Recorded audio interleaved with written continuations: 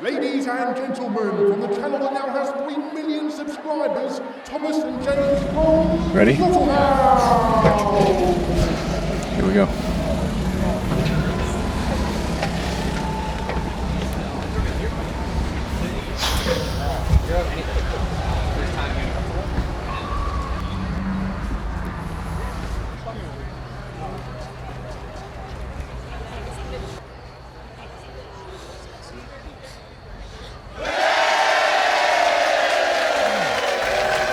James, I think we've made it. I didn't think we had any fans in the UK. No, but they do. We're international now. Oh, they're definitely cheering for us. Yep.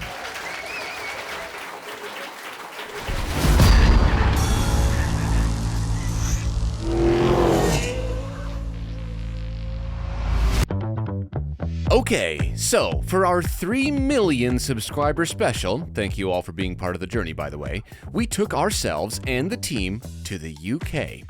We started at the Drivetribe live event that you just saw, where yes, there was a stage, and yes, there was a Richard Hammond, as it turns out. And there were many awesome cars, and there was even a go-kart race where James and I had the privilege of losing horribly to the Stig himself, Mr. Ben Collins, and some other popular car folk. But from there, we headed northwest into Wales in an Alpine A110, video of that coming shortly. But our main goal was to drive something, or some things, even more desirable and more unattainable. Yes, a few hundred miles away, awaiting us already, was Thomas's dream car. Over any supercar or hypercar, for him, this is the car. One that he's thought about so much that at his own wedding, he accidentally said, "I, Thomas, take the Alfaholics GT-R 290. Being near this car is a big enough deal for Thomas, but now, thanks to the generosity of the Alfaholics team, he had the keys to it, and access to some twisty, beautiful Welsh roads. And even though the car was there in all of its resto mod high-performance glory, and the weather was perfect, Thomas apparently was having some performance issues. Hey. Hey. Yeah, no, I'm fine. I'm building it up in my head, you know? You've been building it up in your head for years. Yeah, I know. Okay, best way I can explain it so that you understand it is that one time I was in Italy with cameraman Dan over there, and we both ordered a plate of spaghetti carbonara. Romantic. And it was so good. The pasta was so sensationally good that he actually took his fork and he put it down. He looked at me and said, "You almost don't want to eat it." Right. See? So if you drive this, it's eaten? It's the plate of pasta is done. It's like Christmas morning being over. Once it's over, it's over. Right. Very poetic. Yeah. Very stupid. Okay. We've only got a couple of days. No, I know. Off you pop. Yeah. Time to drive the dream. Okay, come on. Be good. So why exactly am I so nervous? Well, it's because this car, the Alfaholics GT-R 290, should be the perfect version of my perfect car. Because Alfaholics, a restoration modification powerhouse over here in the UK, takes what is one of the prettiest Alfa Romeos of all time, and my favorite Alfa Romeo, the GT Junior, and turns it into a modern homage to one of the coolest race cars ever, the GTA. So it should be, for me, the perfect car. Hence my trepidation in meeting my hero.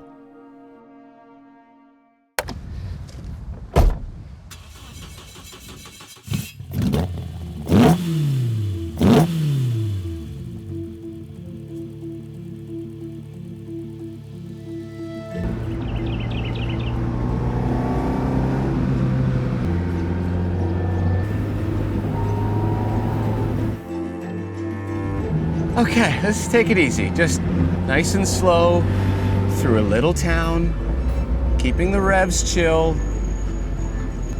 Just enjoy the whole experience of it, right? Don't want to rush through this. And you know what?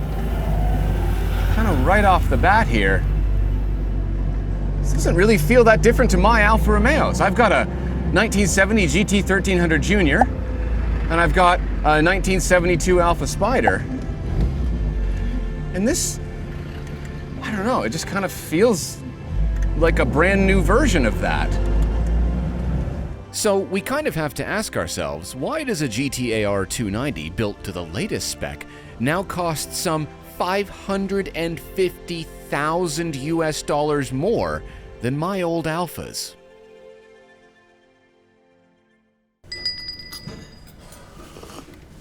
You see, the thing you have to realize is that this might look like one of my old Alfa Romeos, but it really isn't. Alfaholics has taken the car and stripped the whole thing down to nothing, acid dipped it, seam welded it, and then rebuilt it back up with specialty ultra lightweight components. Like, suspension components underneath the car are billet titanium, and holes have been drilled where holes can be drilled to make it lighter. It might look like an old Alfa Romeo, but it's quite a lot more than that.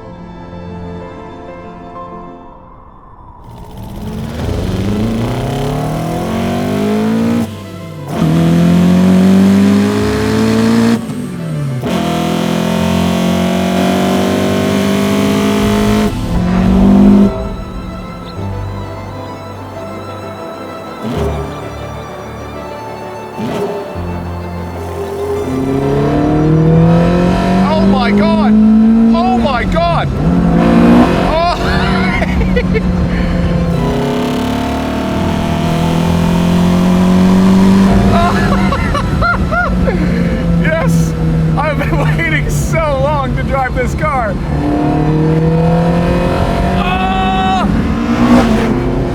As another example, that engine is a later twin spark unit. That means it's a twin cam, 2 valve per cylinder, fully race built twin spark unit. And it's making about 230 horsepower. And that doesn't sound like a lot, but when you're in a car that weighs about 1,830 pounds, it's quite quick. It's just, oh, the noise! Oh my God, the throaty bark. It's got modern technology like an ECU running the whole thing, obviously. Fuel injection. It's got throttle bodies and an open intake. So the bark. Oh.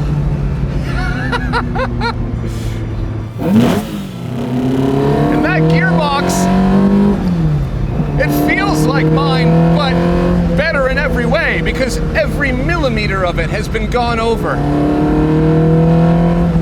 Everything is massless. Everything just feels so light to operate and use. But it's still got those characteristic Alfa Romeo long throws. And if you're still not convinced that this car should cost as much as it does, let me throw another example at you. The suspension component that holds all the other suspension components to the wheel, made out of billet titanium. You can buy one for your Alfa. It costs $14,000 US. Actually, you can buy all of the billet titanium suspension components for your Alfa. But if you wanted those, you'd have to choose between them and a brand new Toyota Supra.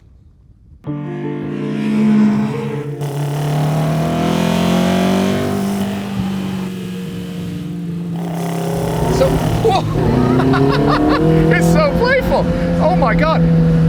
It's just so communicative. Oh, the sensations of this car are distinctly Alfa Romeo. This feels like my Alfa Romeo if I were on a hardcore narcotic. And my biggest question that I've always had about this particular car is what was the steering gonna be like? Because the steering in my Alfas, it's a steering box. It's not very good. But since the actual steering box has been made by Alfaholics out of billet aluminum, everything is stiff about it. So there's responsiveness to the steering. It's unassisted and it's heavy. And it's communicating every little nuance of the road to me. This is such a perfect car. Am I blushing? I feel like I'm blushing. A car's never made me blush before.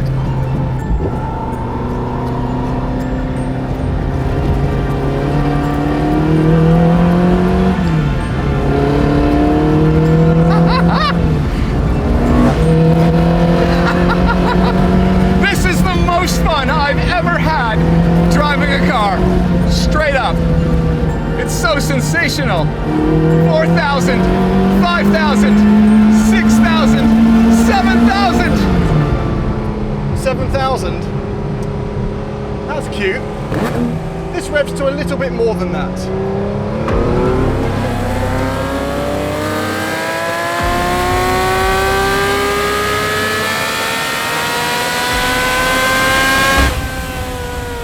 $11,000 RPM. That's a bit more than Thomas's little Alfa. It's more than a 911 GT3 or a Lexus LFA. It's even more than a V12 Lamborghini Revuelto. In fact, the only things that rev the same or higher are multi-million-dollar hypercars. So yeah, Thomas's dream car has a nightmare, aptly named the 911K from Tuthill.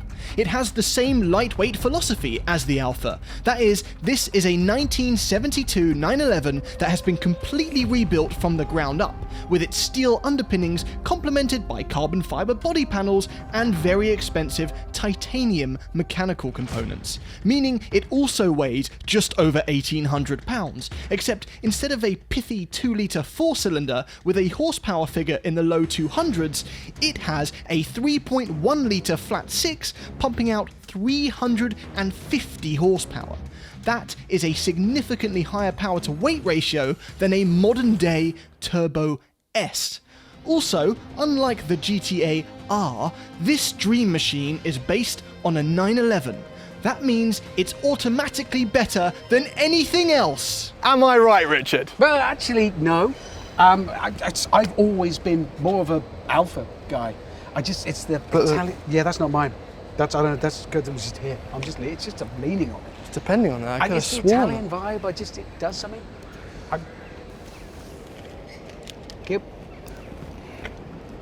What even is this? It's cash. We talked about It this. says Canada on it. Yeah, it's Canadian money. So what do we do with that? It's worth some. So little what? bit. Maple syrup?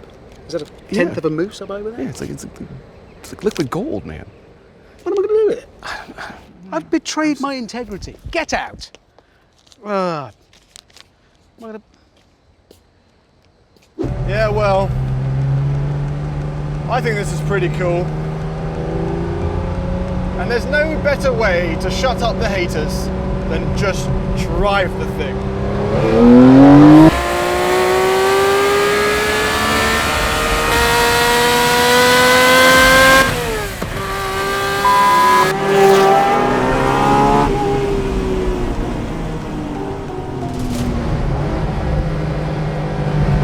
It's hard to put into words quite how intense this experience is. Within 1 minute of driving it, I'm shaking, my mouth has gone dry,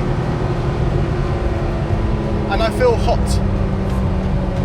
This thing is, whatever it looks like, it is a 918 Spider hiding in a 70s body.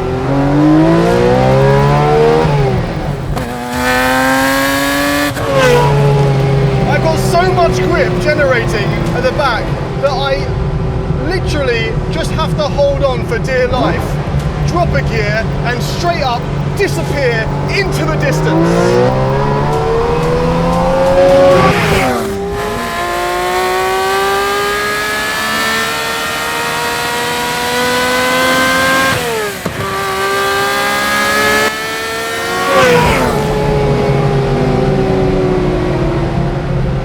That is absolutely incredible.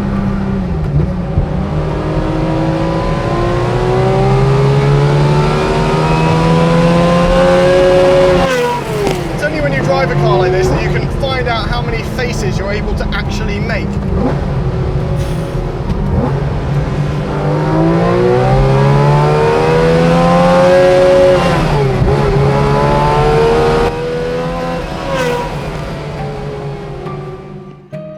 Don't get me wrong, the Alfa is no slouch, and it is born from a world of racing, but the Tuthill is from the minds of people who go rallying.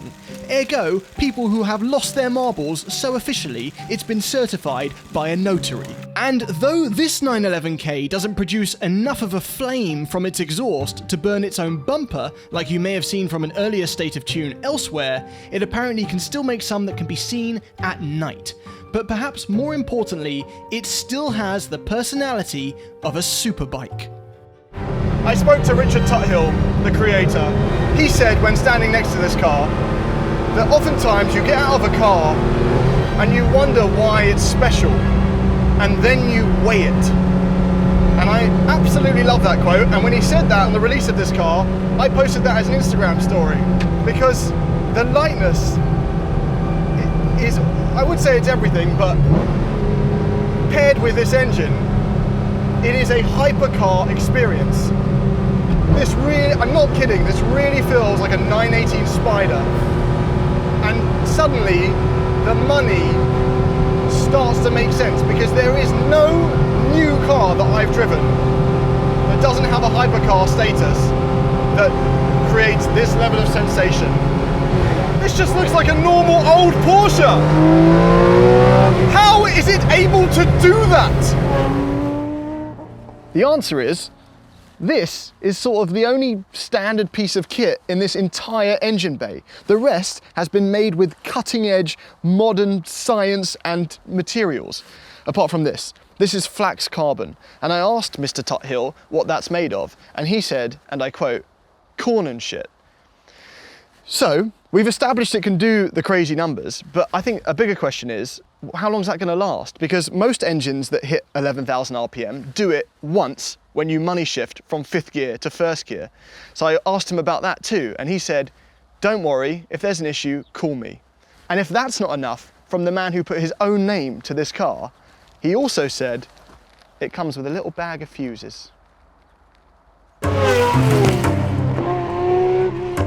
And did you notice how clean that engine bay was? There's literally nothing else in there. Okay, now I'm going to the hills, and I've realized that one of my favorite things is actually 4th gear, because you just get this deep thrum.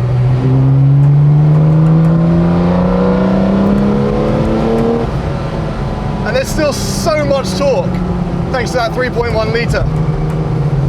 The shifter looks a bit like a pimp cane, but with the amount that this car has messed up my mascara, I don't feel like a pimp, I feel like a $3 whore.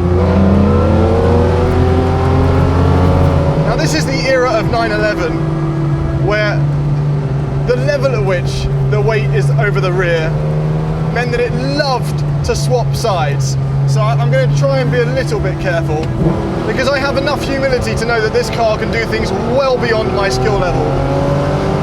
The steering is so light, because it's not a 911K thing, it's the 911 thing from this era. There is no weight over those front wheels. There's no power steering.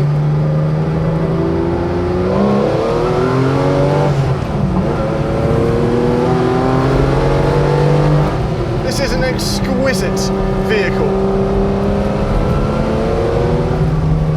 Drive it softly, and it is a beautiful specimen of a 911 from this era.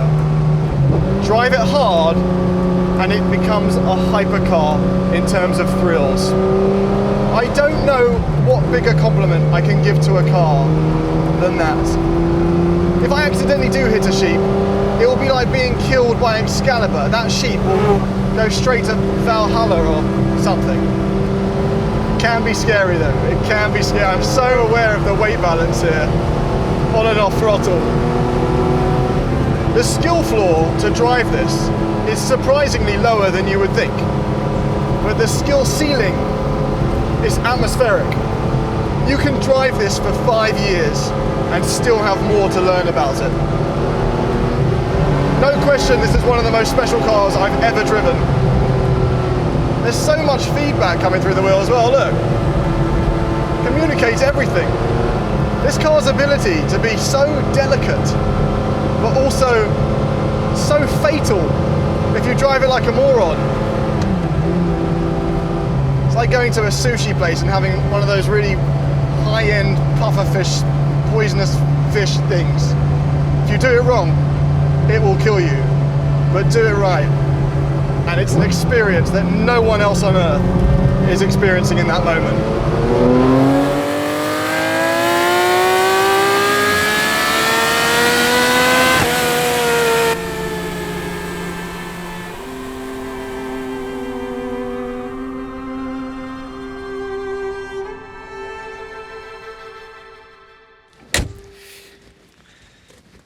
That's an insane car. Unfathomable. That's my one word. That's a good word. I like that one. I hope that this video does a good enough job of showing just how much the exterior of this car does not match the experience. No, so I drove it, and it's utterly disgustingly terrifying. It's so visceral, it's so violent, it's insane. I don't know what I expected. I knew that a high red line would be fun, but I didn't expect the power and the speed. Yeah, exactly. You're like, oh, I'm waiting for the noise, but it's a lot more than noise. There's like, it screams at you. It does. Yeah, you put your foot down, you hear a scream, you realize it's you screaming, and then there's an engine behind you. It raises the anxiety in you when you hear someone scream. Yes. This fills me with warmth, even though it doesn't touch that level of performance. There's something fuzzy about this in a very nice way. It's just so wonderful, isn't it? A big, cuddly Italian bear. I love it so much. I love it more now than before I had a chance to drive it. This is a big 2 days for Thomas. This is seriously a big 2 days. But both of these cars do such a good job of driving like normal versions of themselves. This drives like a perfect classic Alfa Romeo. This drives like a perfect classic Porsche. And then there's more available, a lot more performance and excitement. So you know, to an enthusiast's eye, what betrays that? How does one know? Because on the 911, this looks like a normal 911. Yeah. And then you start to see signs. Yes.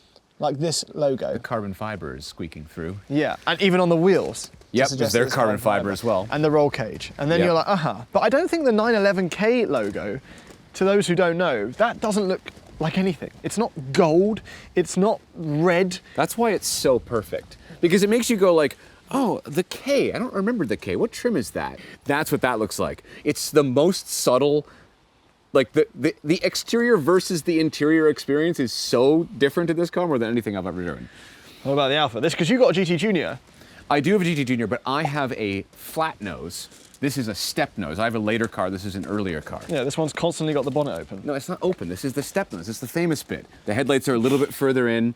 And, well, there's a reason for that because it opens this way. So if you want to go click that thingy over there. That's cool. Yeah. See, it's not open. It opens this way because the Italians knew that they weren't going to be able to properly engineer a hood latch so that the hood would stay closed on the highway. And here we are. There you go. Beautiful twin spark engine. Very pretty, very clean. Yep. Doesn't come close to the engine in the 911. Whoa! The engine in the 911. No. It looks fine. nuts. It is amazing. It's made of corn and shit. It's made of corn and shit. Quote. Yeah, no, this is just such a beautiful car. And it does have to be said that the quality, like the build quality of both of these vehicles is so like the paint. It's like mirror finish. Yeah, it's this perfect. looks like a liquid paint. Yeah. And as does that. Yeah. And I don't understand why we get in $300,000-$400,000 vehicles and it's just gone, it's just an orange. Just crap. Yeah. Yeah. It's a fruit bowl of orange peel. These are the race car handles. So Alfaholics made these. And it's got 15-inch versions of the 14-inch GTA wheels. So you can fit modern rubber. It's perfect. It's subtle and classy. Which one's better looking? I can't answer this. No, this one. I can't answer that. It's this one. You're either like die hard. Like that is an iconic shape in a way that this can no longer touch because it carried on. No. This didn't have the balls to carry on. No, didn't need to. I It's think perfect the way it is. I need think to change. I think this is more special looking Yeah. as a result. There's a lot of those. There's a lot of those cars. There's a lot, but Right? but that is part of that charm. Is it fits in, and I haven't driven the other ones. I haven't driven a Gunther Works. I haven't driven a Singer. I don't know how they get. I don't know how it gets better than that. Yeah. I don't honestly. That's such a sensational vehicle. Both of these are. It's just what a day. Seriously. All right, let me show you the inside because Okay. that's really why it costs a couple of dollars more than the Sorry, Alfa. how much more? Couple of dollars more. How much more? Twice the price. Almost twice. It's twice the price. Almost twice the price. Okay, and you don't get twice the revs, do you? No. No. No. Nice door close, isn't it? Interesting door handles though. So the bottom half of the lever opens. Yes. And the top half of the lever, you need to use it to close. It's very simple. It is. And effective. Until you open the door to like shout to someone and say, you forget something. Yeah. And then you're still holding this. And if you try and close it with the open handle, It just won't close. It won't close. Yeah, exactly. Well, everything's about like ultra minimalism in here, right? Like, look at this milled piece for the window. What are they called? Window winders. Jeez, how young am I? Is it called a window winder? I don't know. What's the window winder handle called? The official name. These cars have knocked us out. Yeah, we're exhausted, seriously. First of all, this is beautiful. Stunning. Like, everything is exquisite. The craftsmanship is as good as it gets. But also cozy. This sort of black. Yeah, it's like corduroy. Yeah, it's nice, and it continues along On here. the dash, yeah. Like, the key is like this beautiful little, like... That's titanium. Titanium. That is so nice. I feel like they could have branded it, though. No, it doesn't need to. Keep it simple. It doesn't even have it has a Porsche badge. Yeah. So I think this is supposed to be an RSR style steering wheel. That's right. It's the 4-spoke's interesting. I'm not sure where I stand on it. I think it's really nice to look at. I really enjoy it. So is the gear shifter. I think it's beautiful. Yeah. Yep. The reverse. I actually haven't spoken about the reverse yet, but they've put the 6 speeds into the gearbox, and there wasn't room for reverse, so he's put a reverse lever. This was the heater lever. Oh, I see. And now it's a reverse Okay. lever. So you have to. It's kind of scary because you have to go into neutral and then pull the reverse lever up. And you can technically have like first and reversed engaged at the same time. I haven't done that. I don't know what would happen. You just stay where you are. I haven't messed Or it you up. just like pull yourself apart. Or is it like a money shift? How does it work? Anyway, roll bar's beautiful, trimmed in leather. Yeah, these Ceiling, seats, trimmed in leather. ultra lightweight seats, carbon fibre. And then the gauge cluster. The gauge cluster that they've chosen to show one of the highest revving cars ever. I kind of wish it revved smoothly. I don't know if they're going to change that. Oh, the way that the actual needle moves? Yeah. Yeah. No, it makes sense. Like, it is an extremely expensive. Actually, you know what? It's not, because you're paying however much they charge you for an engine. The car's free. Yeah, like name... That's how it feels. But just name a car that's cheaper, Okay, that gives you Corolla. that experience. No, there's nothing. There's honestly nothing. Nothing gives you this experience, because this is the most unique experience in a vehicle I think I've ever had. Yeah. Right? Thomas's mind has been blown by this car. It is truly shocking, this car. Every time I've driven him in it off camera, he's sort of like, you know those energy balls that when you put your finger on the edge of the globe and it goes there? That's been Thomas inside this car. Yeah. It is so accurate. Oh my God. It is. And that's worth £850,000. It's terrible. That is exactly what I've been doing. It's so scary, James. It's so scary, this car. Yeah. Okay, anyway. That's kind of it. Should we take a look at the Alfa? Yeah, I think they could have had more fun with the pedal box. I think that's one of my other. Let me show you some pedals. I gave you that segue. Those are some pedals. Those are some pedals. Yes. And you can buy everything individually, can't you? Yes, that's the whole idea with Alfaholics, So right? how much are the pedals? They're £1,000. But don't worry about that. How much do you want those pedals? In your So much, Alfa? I'm going to buy them. I'm going to buy them. So the whole idea with Alfaholics is they're not shoehorning you in. Shoehorning you? No, they're not. They're shoehorning you. They're not shoehorning you. Someone's it's been a long shoehorny. day. It's been a long day.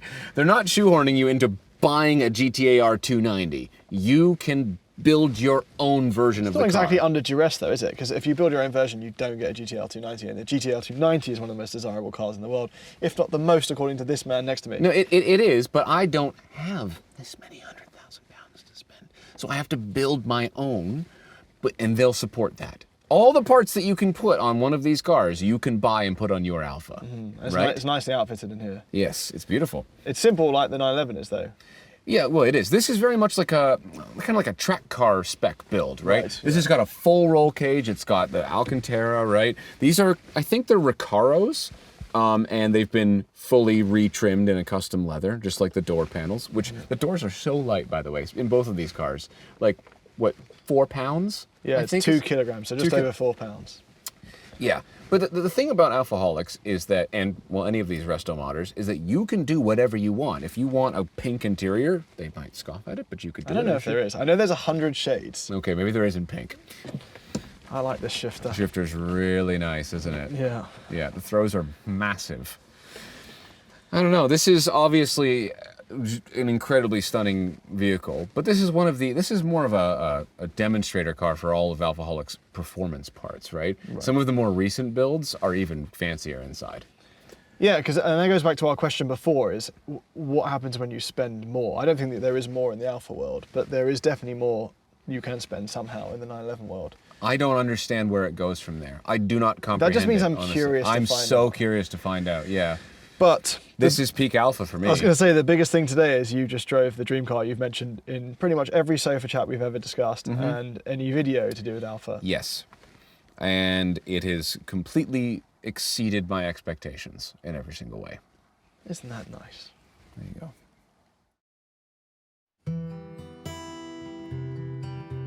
And I suppose it should, for that much money. But the thing is, you aren't just paying for what is essentially a more than perfect Alfa Romeo GTA, you are paying for exclusivity. They only make a couple of these a year, and right now the waitlist is 10 years long, which means for now, they've stopped taking orders. So for the lucky few that get to own one of these, I envy you, because it's, for me anyway, the most desirable car on this planet. But the 911K is the most insane, or at least unassumingly insane. Yes, these are unattainable by everyone. The number of people that can afford them are a rounding error, and even for them, only 33 units of the 911K are going to be made.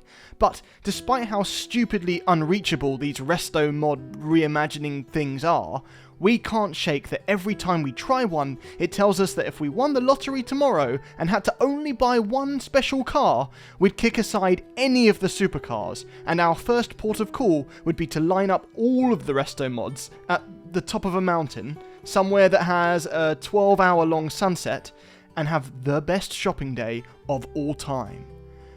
Until that day, we'll do what we can to showcase them on your TV screen. And if by chance you've been watching this on the toilet, then mate, come on. It's been half an hour. Thanks for watching.